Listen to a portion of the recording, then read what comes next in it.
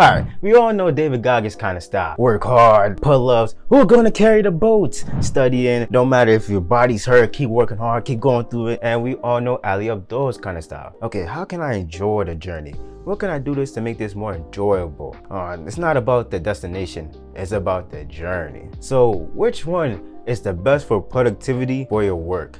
And the answer is both. Why not use both? Use the advice from David Goggins to help you out and combine that with the advice from Ali Abdul to help you out. So I'm going to be sharing a couple tips that they both agree on and that have combined to make sense that can actually help in your work life. And I'm going to be giving actionable and direct steps that you can do in the moment, whether you're procrastinating or whether you're just not even in the mood. Number one, how to deal with procrastination. You see, you may have an exam coming up pretty soon, but you've been putting off studying because of two reasons: fear and uncertainty. You see, you're afraid that when you go to, go study, you may be reading the textbook back to back to back, but you're not able to actually recall anything, and it's just a horrible time. The reason why you have this fear and uncertainty is because of four things. Well, it's really three, but they lead to the fourth one. So number one, hypervigilant. With hypervigilant, it's when you're just strictly focused on a negative result. You know what I'm saying? You sit in your room and you're watching any kind of show, right? You may be thinking about that study session you gotta do and you're just focused on it like, oh, I'm gonna get all these questions wrong, or I'm gonna try this hard and it's not actually gonna go off. You see, you're only focused on the negative and strictly on it. Number two,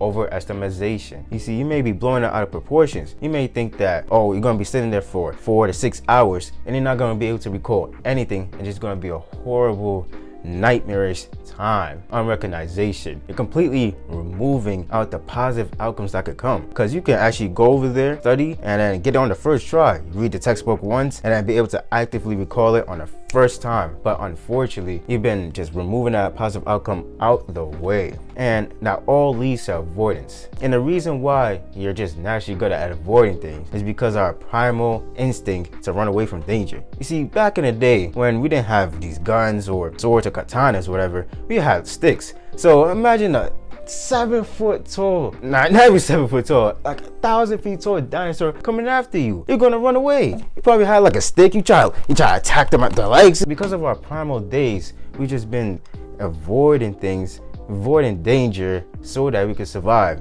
And it really did help us out, because we survived because we was able to avoid that stuff. But that now leads in today where we don't really have that type of danger anymore, right? I mean, there's people with guns, people stronger than you, people who are just angry, try to attack you. Yeah, that's true. But when it comes to simple things like studying, approaching a female, or whatever kind of thing that's have been on your mind and you really want to go do, but you're just afraid of the outcome, that's where it comes from. And with that, you just gotta realize where that negative stuff is coming from, whether you're just blowing it out of proportions, overestimate, focus on the negative, hypervigilant, or unrecognization, just removing the positive outcome. And you just gotta let that go and realize that it can go well. You can't go study and then get it all on the first try and actually learn the material. When you actually go out and you do it, you go do the hard work, when you run into another situation that's really hard, you're gonna have evidence that you actually did it. When the next time you run into a horrible problem, or a problem where you feel like you're not gonna get out of it, you're gonna have all these things, all these past events that shows you that you have conquered over the obstacle that you thought you wasn't gonna survive before, and that's gonna give you more confidence to do it more and more and more and more and more, until the fact where you become really confident and feel like nothing's gonna really stop you, and you achieve the success, or you probably failed from it, but then you got right back up and then you got over the obstacle. You're gonna have all these pieces of evidence showcasing you that you can actually do it. Number two, if you feel like you're in a situation where you absolutely cannot do it, what you want to do is tap into an alter ego. So what you want to do is create a person or someone that you see in real life. Maybe you saw someone public speaking and they seem really confident. So just adopt their character beliefs, their character traits, their skill sets, all of that, and adopt it and just become that person. Just say, I'm so and so, but my name is your actual name. And what this does is it gets you out of that fear and into the action. What I did was, when I went on this date with this girl, right, I'm thinking, would it be better to stay home? I'm about to just chill out. I don't really want to go. But what I did was, I tapped into this person that I really look up to, and I acted accordingly. Like in the middle or towards the end, she was like, I told her at my age, right? And she was like, oh, you're really mature for your age. After tapping into alter ego, I see that I was able to come off as someone who's presentable, someone who's actually serious about their business. That's really worked for me. And you want to keep this thing going on if you absolutely feel like you cannot do it. So just create an alter ego, someone that you really look up to, and just adopt their beliefs, and it will help you out. Number 3, if you generally feel like you got a whole lot of stress or you've been putting off a task for a while, you want to go inside and have a conversation with yourself. You see, I have this bad habit that I'm working on, is where when I go outside, I just always have music playing in my ears. I have like ultimate guitar music, anime music, and I'm just walking around thinking that, oh, I'm just slicing, being up the villains, being a hero, being ultimate. That's distracting me from the conversation I need to have with myself. And I need more silence and to actually talk to yourself. I remember a year ago when I had this public speaking event where I had to present a certain project to the class, and I was procrastinating on actually working on it. And that was because I was afraid of public speaking. So one question I have that can actually help you out, that actually helped me out as well, what am I afraid of? Of public speaking, that obvious. Oh, what if I mess up? What if I stutter? That's not actually the main problem. Like, okay, stutter, mess up, whatever, right? But where does this come from? And that came from when I was much younger in middle school. Because in middle school, I unfortunately got teased a whole lot and made fun of a lot. So I was just afraid that if I messed up while public speaking, presented to the class, after the thing, people, my classmates was gonna tease me and make fun of me. That was the thing where it came from. If you're procrastinating on a task, you wanna make sure that you ask yourself, what am I actually afraid of? And then once you find out what it is, you wanna find out where it comes from. And you wanna understand that it does not matter. It's in the past. You have to let it go. Because if you hold on to the past really strongly, you're creating the same thing for your future. You're so focused on the past, just having their attention towards it, you're gonna do the same thing just automatically without even realizing it. So you have to let it go. The first step is recognizing what the problem is. Because once you find out what the problem is, you're 90% there to solving it. Now you actually got to do the action to solve it. So it's really important that you face your fears, you go straight at it, and then you solve it, and you'll feel much better and actually do the task. Number 4, reframe and examine your failures. So let's say you went ahead and studied, right? You went ahead and studied and you took your exam, and you just got back your exam and you're about to look at the score and you got an F. So instead of seeing that as, oh, I'm a failure, I suck, I'm a loser, I don't deserve love, no nothing, no this, stop it. It's not gonna help you out. Even if you just want to soak in as a loser, why do you even want to do that? Go ahead and improve from it. Don't see it as a failure. See it as something that didn't work out. Maybe some sort of, you didn't study correctly. Maybe it was bullshitting. Maybe you just didn't really do active recall, none of that. You're just rereading your notes. You see, you want to examine your failures. Okay, maybe I could have studied better. Okay, maybe I could have been more focused. Oh yeah, I did have my phone right next to me while I was studying, and it would ring constantly because of all the girls I got on my phone. Maybe I could just, tune them all out and send them to measly. You see, you gotta examine your failures and actually do something about them.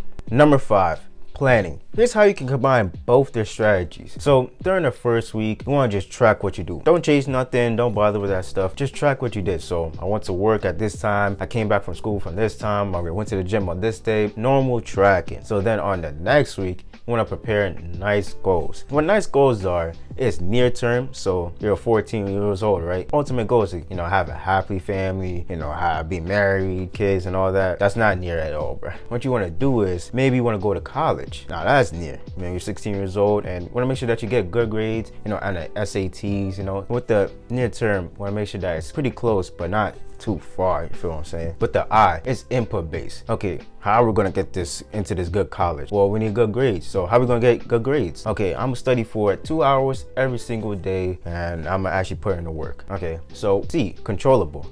Studying, that's controllable. Go to the library, you can sit down at your desk in your home, make sure that you get rid of all distractions. Okay, actually controllable. You don't want to be something just outrageous you have no control over, like the certain type of grade you get, because you don't want to be like, oh, I'm gonna get 100, and you may get like 100, and then 98, and now you're gonna be upset. But energizing, you want to see if you can make the time that you're actually doing the work more energizing. So say that you gotta go study, so maybe instead of just sitting down studying in silence, maybe you could put on some lo-fi to actually make it more interesting. Maybe play some classical music, whatever it is to your style. I said lo-fi because that's what I personally do. You want to go ahead and actually put that plan in your calendar. But during the second week, you want to actually plan what you're going to do, put them in time blocks. So in order to do these time blocks, you want to start with level 1, then level 2, then level 3. So level 1 are the tasks that been on your to-do list for a minute. You've been meaning to get them down, get them done, get them, solved, completed, and all that for a minute, but you haven't. So you want to go ahead and time plan when you can actually do that. Then the next one is you want to plan your day. So okay, I go to the gym 6 to 7, and then I come home, take a shower, and then I go make dinner. I go to school at 9 a.m. I come back from after school around 6 p.m. All that stuff. I want to make sure that you actually time block your things and then follow that routine. Your routine is not going to be perfect, all right? You may, make every single minute of the day count, but you're not actually going to do it, and that's completely fine. Like even with my to-do list, I wrote it in a certain book, so you do this on Google Docs, calendar. It doesn't matter. You can do it on paper. I personally do it in a book. You just want to make sure that you actually have a plan, a direction, so that you can make your days much more valuable and you can get the most out of them. Number 6, have a conqueror's mindset. Don't just let life beat your ass. Get up and fight back. You know what I'm saying? When the villain comes to the hero, and the hero gets his ass beat a little bit, he goes through buildings, and then, he gets like a little power boost. He comes back at the villain, facing him again. He's using a sword, sword battle.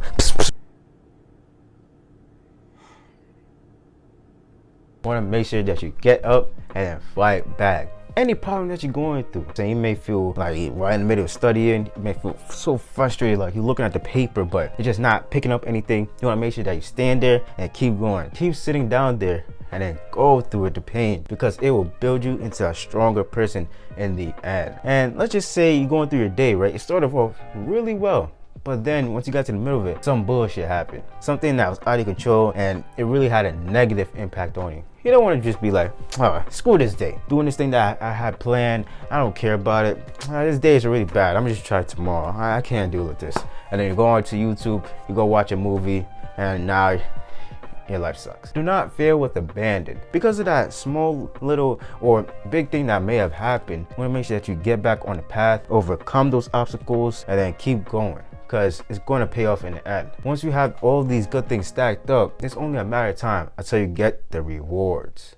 Yo, what's good? My name is Omar, my actual name, and my YouTube is Omeasly. You could call me whatever. And I'm currently on a self-improvement journey. I'm just going ahead, trying stuff out, seeing if it works for me. And if it does work for me and I see a positive impact, I'd like to just share it on the world. If you want to join this journey alongside me, that'll actually be really cool. I'm going to be testing out stuff, and I just want to see if any of these strategies work, and I just try them out, and then it can actually help you out. And then you can also improve alongside me. So if that sounds cool, go ahead and subscribe. And I also have this cool community where it's going to be more involved, where I'm going to be able to answer questions. I'm going to be dropping gems, and not even just me, a whole bunch of like-minded individuals who are also looking for new connection, new friends. I mean, we all always hear about it. Oh, make sure you go and make connections. It's not what you know, it's who you know. So why not make more connections? And that sounds interesting, to make new friends, people who are also on self-improvement, who are also trying to specifically improve their social skills and learn new things. Go ahead in the top link in the description and join right now, and then join our community so it could be as best as it possibly could. With that being said, always remember, take it one step at a time, because you may never know where that one step may lead you.